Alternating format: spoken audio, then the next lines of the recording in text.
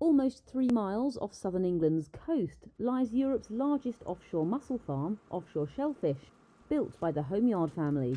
Here, 400 million mussels encrust ropes, dotted over an area the size of the country's biggest airport.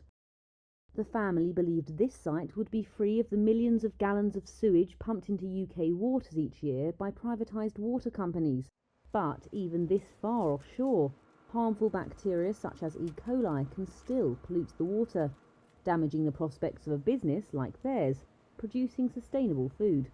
Offshore Shellfish's Sarah Homeyard said water companies should be held accountable, but she feels they are not. It's criminal that they're allowed to dump what they dump in the seas and get away with it. It makes no sense. It doesn't help anyone. It's affecting all sorts of businesses, including us.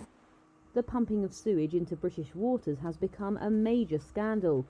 Privatised water companies have been accused of prioritising dividends over investment and dumping sewage in waterways when its ailing infrastructure cannot cope.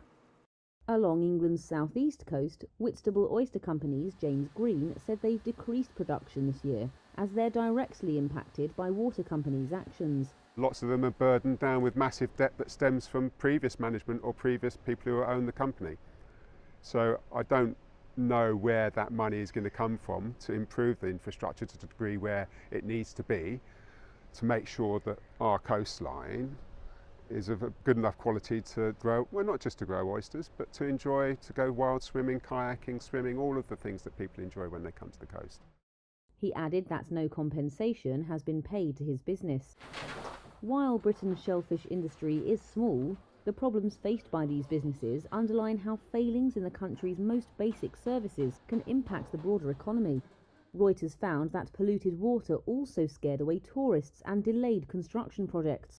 A Freedom of Information request revealed that the Environment Agency has blocked planning applications on 60 occasions over the last 5 years due to pressures new buildings would place on local sewage systems. It's acted as a drag on the economy at a time when the new Labour government is trying to kick-start growth. In England, water companies discharged sewage for 3.6 million hours in 2023, polluting streams, rivers and coastlines, and damaging ecosystems and habitats, prompting warnings about toxic algal blooms and creating an army of people who have become experts on water quality after they noticed changes in waterways. The water industry says it has invested heavily in infrastructure since privatisation in 1989, but factors like population growth imposed new pressures at a time when it says successive governments and regulators were focused on keeping customers' bills low.